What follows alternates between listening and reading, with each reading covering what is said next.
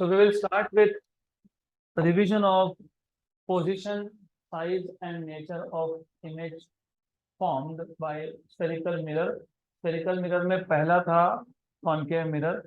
तो total 8 cases से 8 में से 2 है कॉन्वेक्स के और 6 है कॉन्केव के। उन 6 में से 5 है रियल इमेज फॉर्मेशन के, 1 है वर्चुअल इमेज फॉर्मेशन का। और कॉन्वेक्स में कभी रियल इमेज बनता ही नहीं है, image form is always virtual, right. तो हमेशा वर्चुअल बनता है। और जो 6 केसेस थे उसमें जो वर्चुअल इमेज फॉर्मेशन का केस था in case of concave mirror, that is the only case जिसमें virtual image form is magnified. तो याद रखना टोटल 8 केसेस, 8 में से 6 कॉन्केव के, 2 कॉन्वेक्स के। कॉन्केव के 6 में से 5 रियल के, 1 वर्चुअल का। कॉन्वेक्स में कभी रियल इमेज बनता ही नहीं है, कॉन्वेक्स में दोनों केसेस में इमेज होता है वर्चुअल। वर्चुअल इमेज एक ही बार मैग्नीफाइड होता है, that is in the case of concave mirror. तो to start with position of object, हम हमेशा कॉन्केव के केस में ऑब्जेक्ट को स्टार्टिंग में कहाँ रखते हैं? इंफिनिटी। इंफिनिटी पे मतलब u equal to infinity, object distance equal to infinity. Why? Because if you know, आपको पता होना चाहिए आइडियली, हमारे पास कॉन्केव मिरर है तो कॉन्केव मिरर के इंपॉर्टेंट पॉइंट्स आपको पता होना चाहिए कहाँ कहाँ पे होते हैं। एक पॉइंट होता है pole, then you have focus and then you have centre of curvature. ये F पॉइंट है, ये C है, ये है पोल। पोल से फोकस तक का डिस्टेंस है फोकल लेंथ, तो this is focal length and this is radius of curvature. तो ये आ गया रेडियस ऑफ कर्वेचर R और ये है फोकल लेंथ F। तो सबसे पहले आपने ऑब्जेक्ट को रखा था इंफिनिटी पे। ऑब्जेक्ट डिस्टेंस मैंने इंफिनिटी क्यों बोला? क्योंकि all the distance is measured from pole. तो ऑब्जेक्ट इंफिनिटी पे है, इंफिनिटी से पोल तक का डिस्टेंस कितना है? इंफिनिटी है। तो जब object distance equal to infinite है तो इमेज कहाँ बनता है? फोकस पे। क्यों? Because you know the rays coming from object at infinity they converge, कहाँ कॉन्वर्ज होते हैं? फोकस पे। Rays coming from object at infinity, they converge at a point on the principal axis, and that point on the principal axis is called as focus. So image formed is at focus, मतलब image distance कितना है? F. तो object at infinity, image at focus, magnification अगर याद होगा very very less than 1, इसको हम बोलते हैं पॉइंट डिमिनिश्ड। क्या बोलते हैं इसको? Point diminished. मतलब image is in the form of a point. ये है रियल। क्यों रियल? क्योंकि जिस साइड पे ऑब्जेक्ट था उसी साइड पे इमेज बना, और रियल इमेज हमेशा होता है इनवर्टेड। देन जैसे ही आप ऑब्जेक्ट को मिरर के पास में लेके जाओगे, मिरर को पास में लेके जाना मतलब अब इंफिनिटी से आप मिरर की तरफ मूव कर रहे हो तो कहीं पे भी रख सकते हो बियॉन्ड सी। बिहाइंड सी मतलब बियॉन्ड सी। सी के बाद कहीं पे भी रख सकते हो, सी के बाद कहीं पे भी रख सकते हो। तो ऑब्जेक्ट डिस्टेंस, पोल से ऑब्जेक्ट तक का distance will be greater than r, but if you remember focus is r by 2, तो r इक्वल टू 2f। तो object distance is greater than r मतलब object distance is greater than 2f। तो object distance is greater than 2f। और मैंने आपको और एक चीज बताई थी, जैसे ही ऑब्जेक्ट मिरर के पास में आ रहा है तो इमेज मिरर से दूर जा रहा है। ऑब्जेक्ट इंफिनिटी पे था तो इमेज फोकस पे था। ऑब्जेक्ट बियॉन्ड सी है तो इमेज बिटवीन एफ एंड सी है। बिटवीन एफ एंड सी मतलब इमेज का डिस्टेंस फोकल लेंथ से ज्यादा होगा लेकिन रेडियस से कम होगा, बट रेडियस क्या है? 2 है। तो in this case b is greater than f but less than 2f। इस केस में इमेज पॉइंट डिमिनिश तो नहीं है लेकिन इमेज इज डिमिनिश्ड, मतलब size of the image is less than size of the object. इसको आप बोलते हो diminished. Again it is real and it is inverted because real image is always inverted। यहाँ तक क्लियर? यस। उसके बाद आप ऑब्जेक्ट को कहाँ रखोगे, सेंटर पे, मतलब ऑब्जेक्ट को आप रखोगे सेंटर पे, तो इमेज कहाँ बनेगा, सेंटर पे, right. This is the first case in which image form is the same size on as that of object, और इमेज डिस्टेंस और ऑब्जेक्ट डिस्टेंस भी क्या है, सेम है। तो in this case u equal to 2f, क्योंकि object is at the centre, मतलब object distance is r, r मतलब कितना, 2f, तो इमेज डिस्टेंस भी कितना है, 2f, मतलब r है, मतलब n इक्वल टू क्या है, 1, मतलब same size, image and object are of same size. Again image is real and inverted. Then इसके बाद आप ऑब्जेक्ट को मूव करते हो between C and F, image जाता है बियॉन्ड सी। मैंने आपको एग्जांपल भी दिया था, याद है, फिर हेरा फेरी। ऑब्जेक्ट डिस्टेंस और इमेज डिस्टेंस हो गए इंटरचेंज। जब ऑब्जेक्ट बियॉन्ड सी था, मतलब जब ऑब्जेक्ट का डिस्टेंस ग्रेटर देन आर था, ग्रेटर देन 2f था, तो इमेज कहाँ बना था, बिटवीन f एंड 2f। अब सिर्फ इतना है कि यहाँ पे ऑब्जेक्ट है between f and 2f, f and r, मतलब r इज 2f, तो ऑब्जेक्ट कहाँ पे है, ऑब्जेक्ट है बिटवीन f एंड c, मतलब ऑब्जेक्ट डिस्टेंस फोकल लेंथ से ज्यादा है बट रेडियस से कम है, रेडियस क्या है, 2f। तो इमेज कहाँ बना, बियॉन्ड सी, बियॉन्ड सी मतलब greater than r, greater than r मतलब greater than 2f, right. So in this case, when you have object distance greater than focal length but less than 2 times of focal length, image distance is greater than 2 times of focal length. Magnification यहाँ पे m is greater than 1, मतलब this is the first time you have magnified image. तो अगर आपको magnified image चाहिए तो object को कहाँ प्लेस करना पड़ेगा, between C and F. In case of which mirror, concave. और ये भी रियल है, और रियल इमेज हमेशा होता है इन्वर्टेड। यहाँ तक clear. Then then you will place the object at focal point, image will be formed at infinity, at a very large distance. तो अगर u की वैल्यू इक्वल टू f है, तो v की वैल्यू इक्वल टू इंफिनिटी है, और magnification is very very greater than 1, इसको बोलते हो highly magnified. This is real and it is also inverted. Good. तो ये 5 केसेस है किसके, रियल इमेज फॉर्मेशन के, कॉनकेव मिरर में रियल इमेज फॉर्मेशन के ये 5 केसेस से। 6th case is the formation of virtual image, and that is the only case in which virtual image is magnified. और याद रखना virtual image हमेशा, virtual मतलब भी on the other side, right, and virtual image is always erect, ये inverted नहीं होता है, मतलब ऑब्जेक्ट भी प्रिंसिपल एक्सिस के ऊपर और इमेज भी प्रिंसिपल एक्सिस के ऊपर। तो when you have object distance less than focal length, less than focal length क्यों, क्योंकि ऑब्जेक्ट कहाँ है, between pole and focus, between pole and focus, pole और फोकस का डिस्टेंस क्या था, फोकल लेंथ, मतलब object distance less than focal length, इसका मतलब u is less than f। Image कहाँ बना, inside the mirror, behind pole भी बोल सकते हो इसको, इनसाइड द मिरर भी बोल सकते हो। अब एग्जैक्ट लोकेशन हम बात नहीं करेंगे फिलहाल we will not, maybe in an example we will see what is the exact location of image. In this case it is magnified, in this case it is virtual, and in this case it is erect. यहाँ तक क्लियर। Now we will discuss second case, image formation by convex mirror।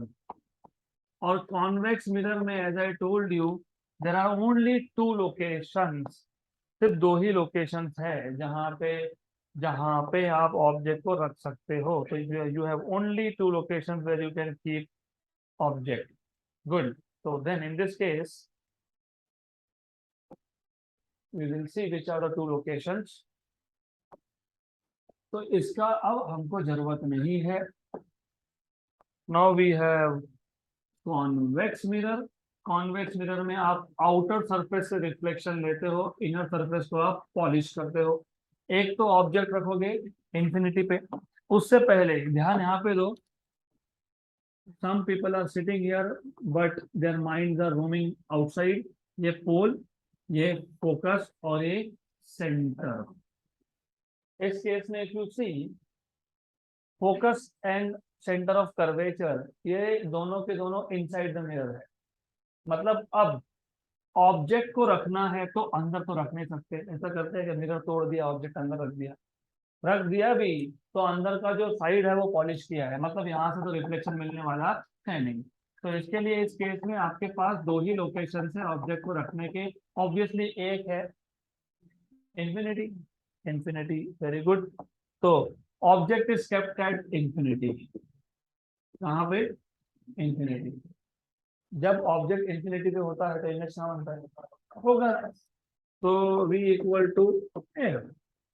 Correct. Good. Then magnification, as I told you, it is very less than 1, क्योंकि point diminished होगा.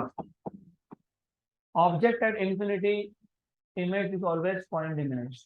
अब मैंने notes में तो देना चाहिए था ideally. I don't know if I have given this in the table or not. Yes, लिखा है क्या? PD लिखा है उसके नीचे.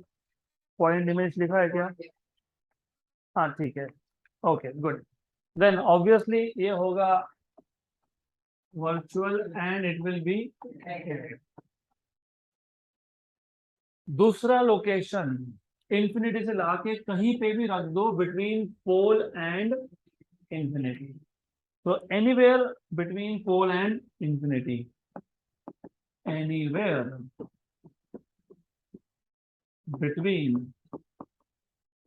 Between pole and infinity.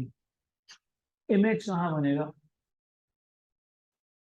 between pole and focus. Between pole and focus मतलब v is less than f.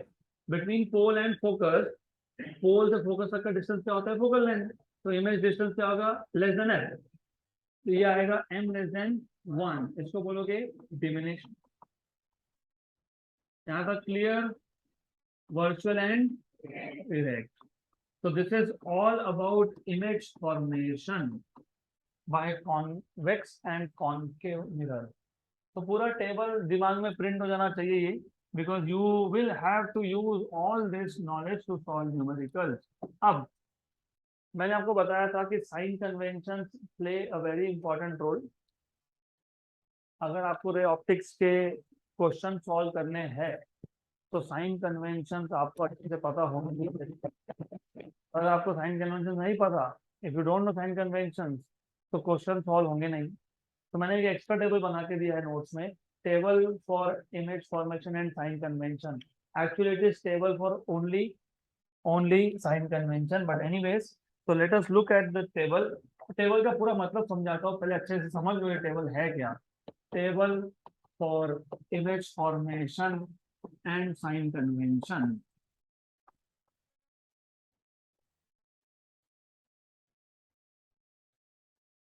If you remember, do you remember what is mirror formula?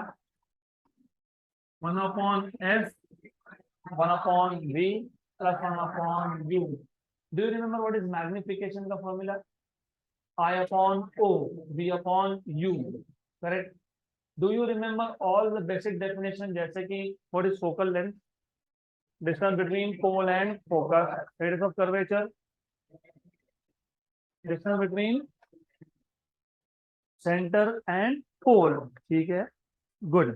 तो अब if you know all this, तो अब जब आपको question solve करने हैं तो while you are solving question, जो पैरामीटर फाइंड करने के लिए बोला है, फॉर एग्जांपल अगर आपको फोकल लेंथ फाइंड करने के लिए बोला है तो उसका साइन कन्वेंशन यूज करेंगे क्या? नहीं. अगर आपको पूछा है what is the focal length of the mirror, what is the focal length of the mirror, तो how will you find out what is the focal length of the mirror? अगर object और इमेज डिस्टेंस दिया होगा, अगर आपको ऐसा बताया है object is kept at 20 centimetre, image is formed at 30 centimetre, तो बताओ how will you find out focal length? Last bench, what is the formula? Oh, yeah, you one in red and black. What is the formula for finding out focal length? अगर focal length find करना है, object और image distance दिया है, तो कैसे find करते हैं? What is mirror formula? 1/f equal to 1/b plus 1/u। Object हमेशा कहाँ रखा? लेफ्ट पे, तो ये क्या लोगे? Negative, right. अब डिपेंड करता है, इमेज अगर रियल है तो ये भी नेगेटिव, इमेज अगर वर्चुअल है तो ये पॉजिटिव। और क्योंकि फोकल लेंथ फाइंड करना है तो उसके लिए साइन कन्वेंशन यूज नहीं होगा। बट वेट, हम जब ये टेबल बनाएंगे, इसमें मैं कहीं पे भी स्पेसिफाई नहीं कर रहा हूँ कि फाइंड क्या करना है, हम सिर्फ जनरल साइन कन्वेंशन देख रहे हैं। फोकल लेंथ नेगेटिव की focal length positive, image distance positive की इमेज डिस्टेंस नेगेटिव, ये जनरल टेबल बनेगा, जस्ट अ जनरल टेबल। इस टेबल की वैल्यू उठा के फॉर्मूला में डालनी है। अगर पूछा है फोकल लेंथ, तो फोकल लेंथ का कन्वेंशन यूज नहीं करना, किसका करोगे? V and u. अगर वी पूछा है तो वी का कन्वेंशन यूज नहीं करना, किसका यूज करोगे? F and you, correct. तो अब हमारे पास कितने टाइप के मिरर थे? दो, कॉन्केव एंड, तो यहाँ पे दो कॉलम आएंगे, एक में आएगा कॉन्केव, एक में आएगा convex. Then if you know, you must know कि कॉन्केव के केस में कितने टाइप के इमेज बनते हैं? दो, रियल एंड वर्चुअल। तो यहाँ पे हम दो कॉलम्स बनाएंगे, एक होगा रियल के लिए, एक होगा वर्चुअल के लिए। और कॉन्वेक्स केस में एक ही बनता है, कौन सा? वर्चुअल। अब तो पहले हम लोग टेबल में थोड़ा सा लिख लेते हैं। ये है concave mirror, this is for concave mirror, and this is for convex mirror. Concave के केस में दो इमेज थे, एक था रियल या था वर्चुअल। अब रियल इमेज, रियल इमेज कब कब बना? जब ऑब्जेक्ट कहाँ था? इंफिनिटी पे। जब ऑब्जेक्ट कहाँ था? सेंटर पे, है ना, इंफिनिटी पे था। उसके बाद कहाँ था? बियॉन्ड सी। बियॉन्ड सी मतलब u इक्वल टू इंफिनिटी, उसके बाद u ग्रेटर देन 2f मतलब बियॉन्ड सी। फिर था u इक्वल टू r मतलब एट सी। फिर था बिटवीन फोकस एंड पोल मतलब u greater than f less than 2f। फिर पांचवा था u इक्वल टू f। तो पांच लोकेशन थे, infinity, beyond C, at C, between C and F and at F. इन पांचों केसेस में इमेज इज रियल। तो यहाँ पे लिखोगे कैसे? आप बोलोगे ऑब्जेक्ट डिस्टेंस या तो ग्रेटर देन फोकल लेंथ चाहिए या तो इक्वल टू फोकल लेंथ चाहिए, correct. u greater than f, you have to understand concave, principal axis, this is pole, focus, center, ये डिस्टेंस है r, ये डिस्टेंस है f। जब इंफिनिटी पे था u equal to infinity, isn't it greater than f? yes। जब beyond c था तो u greater than 2f, isn't it greater than f? yes। जब एट c था तो u इक्वल टू 2f था, isn't it greater than f? yes। जब ये in between c and f था तो u was greater than f and less than 2f, इस case में भी u was greater than f। एक केस ऐसा है जब ऑब्जेक्ट कहाँ पे है? फोकस पे, इस केस में u इक्वल टू f। इन पांचों केसेस में इमेज इज रियल। तो रियल इमेज कब बनता है? when u is either greater than, क्योंकि चार केसेस ग्रेटर देन f है और एक केस है इक्वल टू है, क्लियर। और वर्चुअल कब बनता है, when u is less than n। अब ये टेबल दिमाग में फिट होना चाहिए, एकदम फिट बैठना चाहिए। इधर तो कोई दिक्कत ही नहीं है, इधर तो या इंफिनिटी या anywhere between pole and infinity, correct. तो ऑब्जेक्ट डिस्टेंस का कुछ मैटर ही नहीं है वहां पे, कहीं पे भी रखो, always virtual image will B form. But remember तीनों ही केसेस में एक चीज कॉमन है, u will be always negative, क्योंकि object is always kept to the left. तो इसका तो सोचना ही नहीं, इसका तो तीनों केसेस में सेम ही स्टोरी है, always to the left. In case of real image formation, v real image है, रियल इमेज है मतलब ऑन द सेम साइड है, तो v इज नेगेटिव, बराबर, क्लियर। देन इसके बाद कौन सा पैरामीटर डिफाइन किया था हमने, टेबल में है ना, इसके बाद f। कॉनकेव मिरर में फोकस कहाँ पे है, पोल के लेफ्ट में, तो क्या लोगे फिर, नेगेटिव। देन इसके बाद है सेंटर ऑफ कर्वेचर कहाँ पे है, लेफ्ट में, तो रेडियस क्या लोगे, negative. All the distances measured to the left of pole are taken to be negative. Then इसके बाद क्या रह गया, O is object size. Object को आप हमेशा प्रिंसिपल एक्सिस के ऊपर रखते हो, प्रिंसिपल एक्सिस के ऊपर मतलब पॉजिटिव, नेगेटिव कैसे, all the distances measured above the principal axis are taken to be. आप नेगेटिव कैसे बोल रहे हो, नेगेटिव कैसे आएगा, ये पॉजिटिव आएगा ना। अगर नोट्स में नेगेटिव लिखा है तो भी पॉजिटिव कर देना वहां पे, अगर है तो।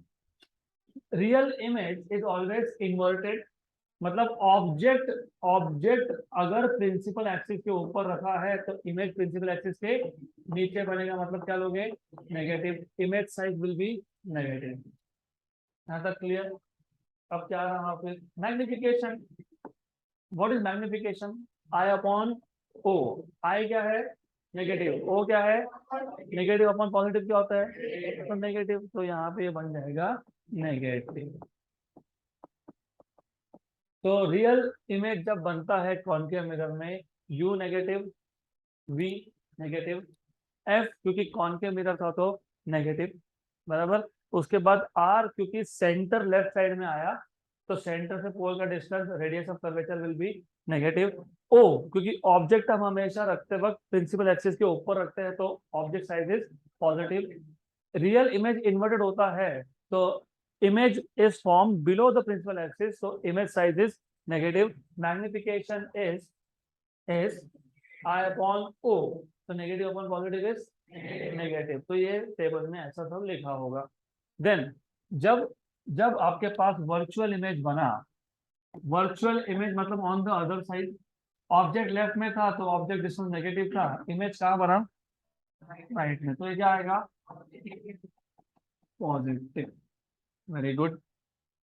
कॉनकेव है तो फोकल लेंथ तो नेगेटिव ही होना है, कॉनकेव है तो रेडियस ऑफ कर्वेचर भी नेगेटिव ही होना है।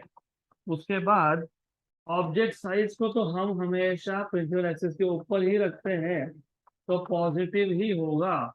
और क्योंकि यहाँ पे वर्चुअल इमेज हमेशा इरेक्ट होता है, मतलब प्रिंसिपल एक्सिस के ऊपर बनता है, तो इमेज साइज क्या आएगा, पॉजिटिव। तो मैग्निफिकेशन भी क्या आएगा, पॉजिटिव, क्योंकि positive upon positive is correct. Convex का तो इतना डिफिकल्ट है, सिर्फ एक नेगेटिव बाकी सब पॉजिटिव है।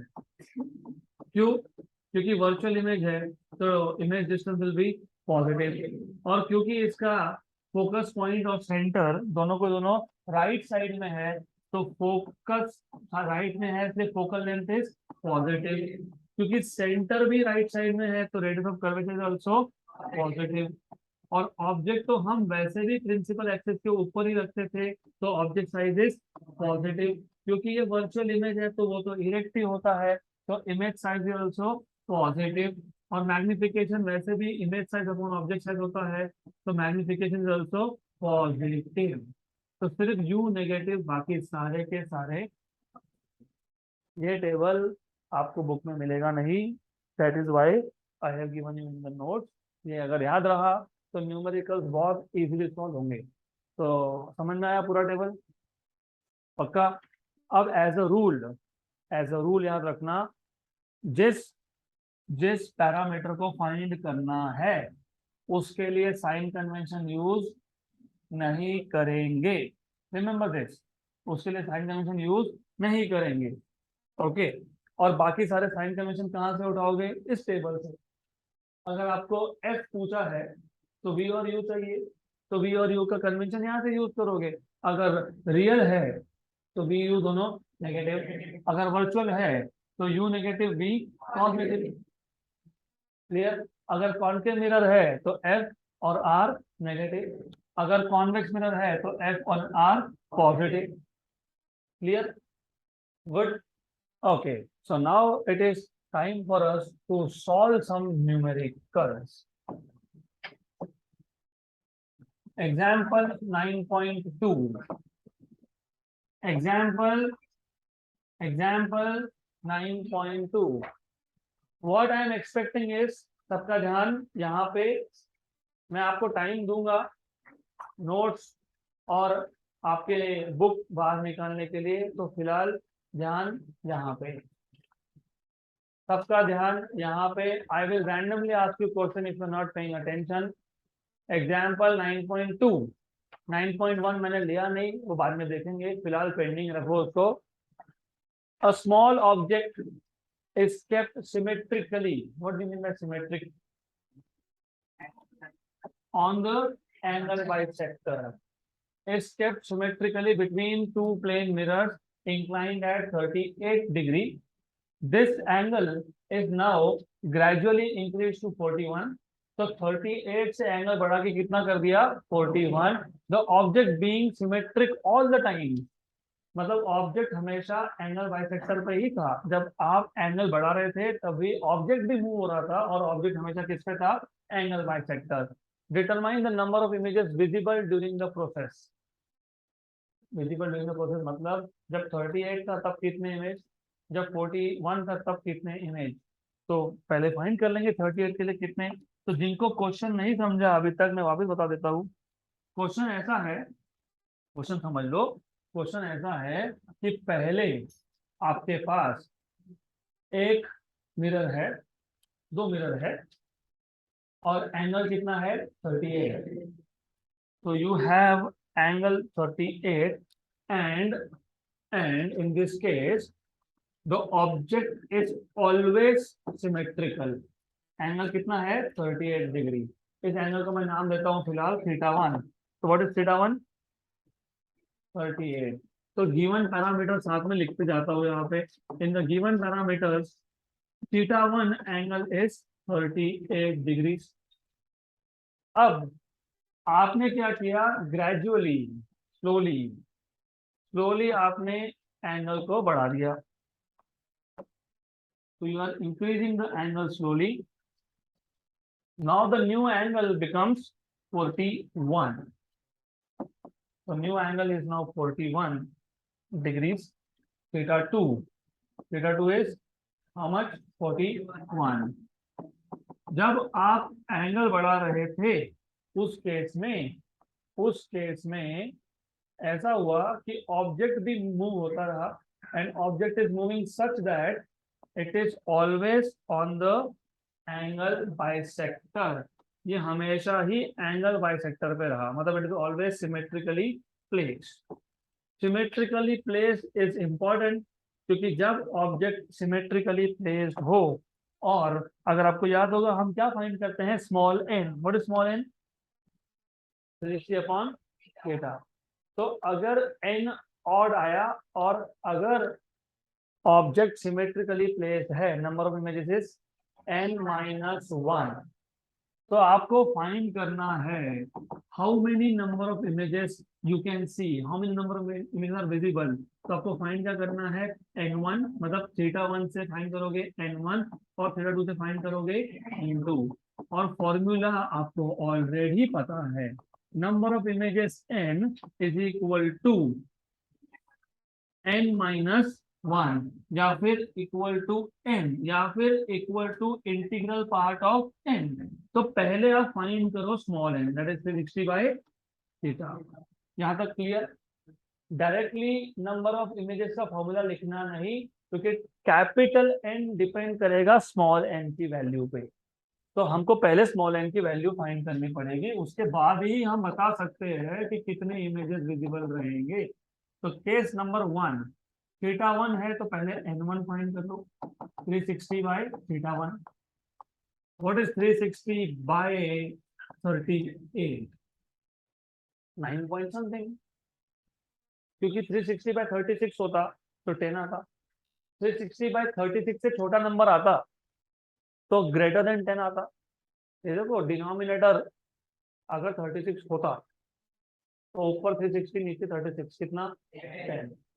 अगर डिनोमिनेटर आपने 35 कर दिया तो 35 10 का कितना होता है 350, तो ऊपर 10 से बड़ा नंबर बन जाएगा। अगर डिनोमिनेटर को बड़ा कर दिया, व्हाट इज 380 बाई 38, 10। ये नंबर 380 से छोटा है क्या? यस। तो 360 by 38 is less then 10, less than 10 and greater than 9, मतलब 9 पॉइंट समथिंग। फिर भी अगर आपको समझ में नहीं आ रहा है तो एक ही ऑप्शन है उसका, फिर नहीं, नॉट कैलकुलेटर। आपको रेसिप्रोकल टेबल से 38 का रेसिप्रोकल निकालना पड़ेगा, उसको 360 से मल्टीप्लाई करना पड़ेगा। कैलकुलेटर का ऑप्शन मेरे पास है, आपके पास नहीं है। 9.47, अगर 9.47 आता है तो number of images n1 is integral part of n1, तो कितना आएगा 9। तो पहले केस में कितने इमेजेस है 9। अब आपको क्वेश्चन में ऐसा पूछा है, determine the number of images visible during the process. मतलब हम जब 38 से एंगल को 41 कर रहे थे तो इस प्रोसेस में कितने इमेजेस हमको दिखे, नंबर ऑफ इमेजेस। n1 मिल गया तो अभी n2 फाइंड करो। फिर n2 के लिए पहले स्मॉल n2 फाइंड करना पड़ेगा, that is 360 by 41। How much, how much, what is 360 by 41? 8 point something something. Yes. इसमें एक चीज मिस कर दी हमने, you miss something very important. 38 के बाद 39 आया होगा, 39 के बाद 40 भी आएगा, 40 के बाद 41 आएगा। ग्रेजुअली स्लोली, डायरेक्ट जंप नहीं किया आपने, 30 से डायरेक्ट 41 नहीं गए। एक एक वर्ड, आई टोल्ड यू, एक एक वर्ड इंपॉर्टेंट है। आप डायरेक्टली जा नहीं सकते, gradually slowly.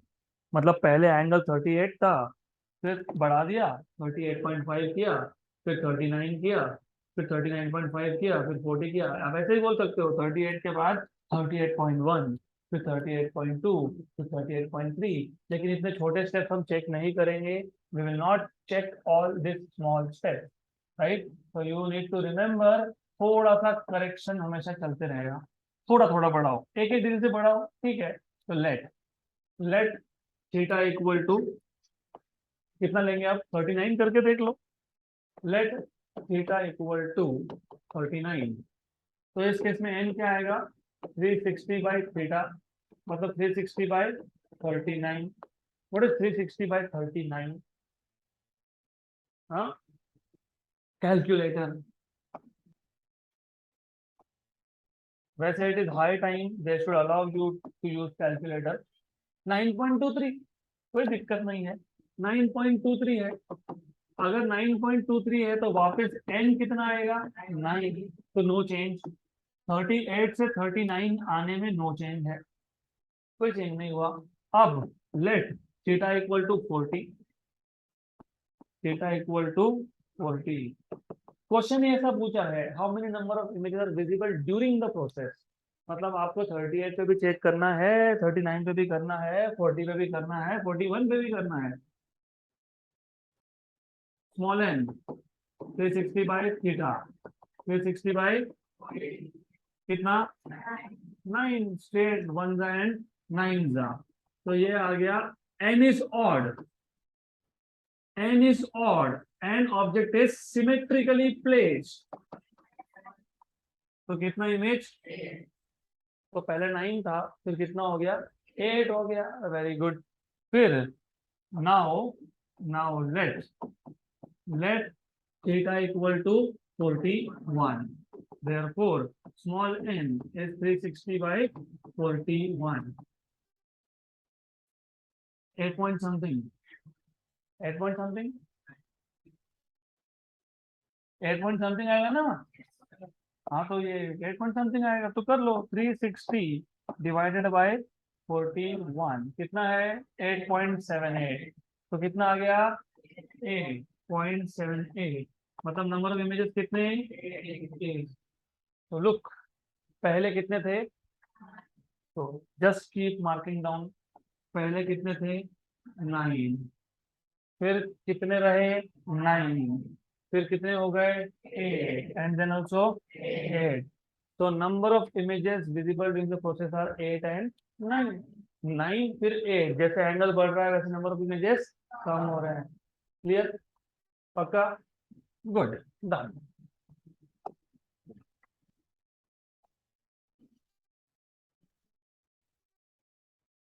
Next question, example 9.3, a thin pencil of length 20 centimeter is kept along the principal axis, along मतलब parallel to the principal axis of a concave mirror of curvature 30 centimeter, curvature 30 centimeter मतलब radius of curvature दिया है, तो जब ऐसा बोला हो curvature of concave mirror मतलब कौन, radius of curvature, अगर रेडियस ऑफ कर्वेचर पता है तो फोकल लेंथ पता है, what is focal length, 15 r by 2, nearest end of pencil is 20 centimeter from the pole of the mirror, what will be the size of the image of the pencil। अच्छे से ध्यान देना, मैं question वापस समझाता हूँ। सबसे पहले ऐसे क्वेश्चंस में डायग्राम ड्रॉ करो, क्योंकि डायग्राम के बिना यहाँ पे कुछ समझ में नहीं आएगा। हमारे पास एक कॉनकेव मिरर है, कॉनकेव मिरर है, और इमेज फॉर्मेशन में जो 3-4 इंपॉर्टेंट पॉइंट्स हैं, पोल, फोकस और सेंटर ऑफ कर्वेचर, वो सबसे पहले शो करो। ये है पोल, यहाँ पे है लेट अस से फोकस पॉइंट, तो ये हो गया फोकल लेंथ, यहाँ पे आ गया आपका सेंटर पॉइंट, मतलब ये हो गया रेडियस ऑफ कर्वेचर। हमारे पास एक पेंसिल है जो 20 सेंटीमीटर लॉन्ग है, और उससे भी पहले ये सब लिखने से भी, ये सब ड्रॉ करने से पहले गिवन डेटा, गिवन डेटा अगर आपके ध्यान में नहीं है तो डायग्राम ही रॉन्ग ड्रॉ होगा, और अगर डायग्राम गलत ड्रॉ होगा तो आंसर गलत आएगा। गिवन डेटा में आपको बोला है रेडियस ऑफ कर्वेचर कितना, 30 सेंटीमीटर, मतलब तभी के तभी you have to start putting down the values on this diagram, क्योंकि जब तक आपको डायग्राम पे वैल्यूज नहीं दिखेंगे तो ऑब्जेक्ट कहाँ रखा है समझ में नहीं आएगा।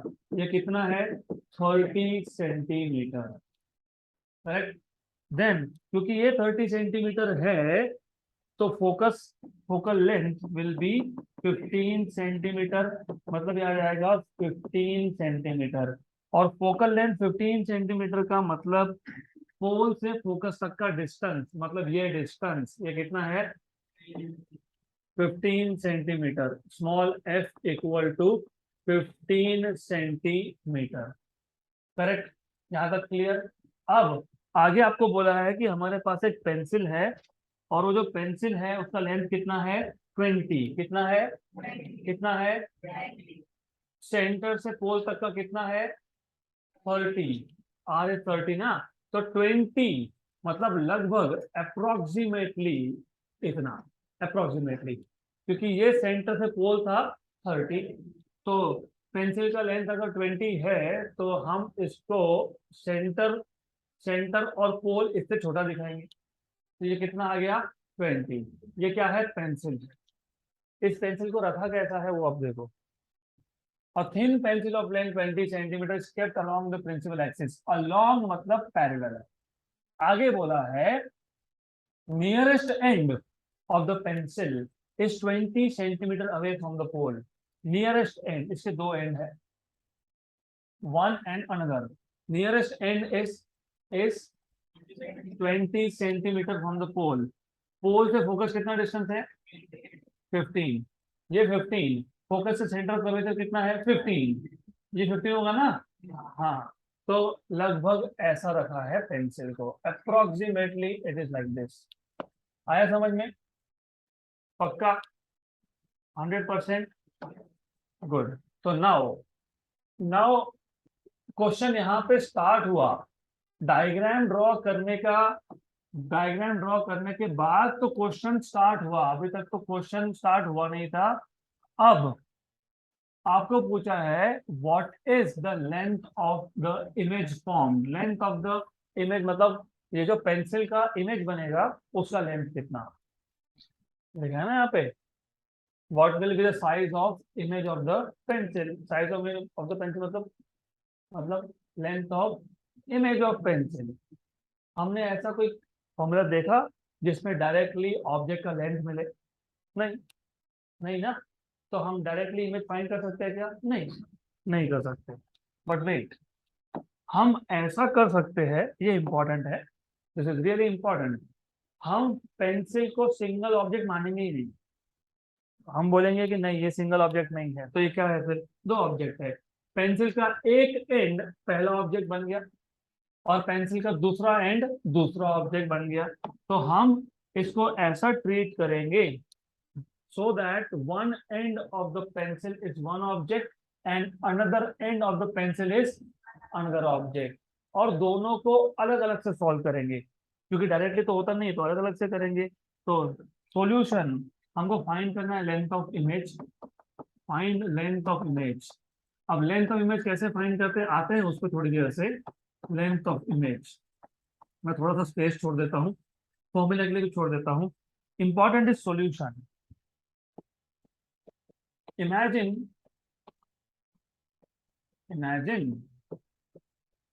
the pencil.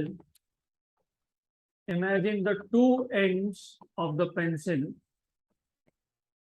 Two ends of the pencil as two different objects. As two different objects. सबका ध्यान यहाँ पे लिखने की घाई मत करो. लिखना इज नॉट इम्पॉर्टेंट हियर. तो अगर ये पहला ऑब्जेक्ट है तो ये दूसरा ऑब्जेक्ट है. आपको क्या बोला था? आपको ऐसा बताया है. क्या बताया है याद है? The nearest end of pencil is at 20 centimetre. मतलब ये डिस्टेंस कितना है? ये 20 सेंटीमीटर. मतलब पहले ऑब्जेक्ट का डिस्टेंस कितना आ गया? 20 सेंटीमीटर. क्लियर? गुड.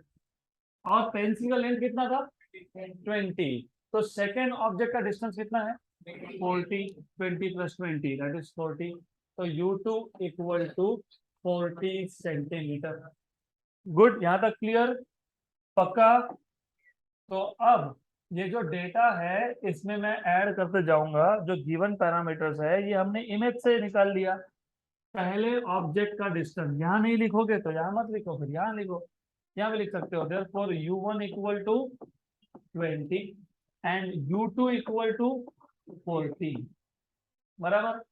अब जितना भी टेबल हमने बनाया था उसका पूरा नॉलेज अप्लाई करना पड़ेगा आपको. जब ऑब्जेक्ट फोकस और सेंटर के बीच में हो. जब ऑब्जेक्ट फोकस और सेंटर के बीच में हो इमेज कहाँ बनता है?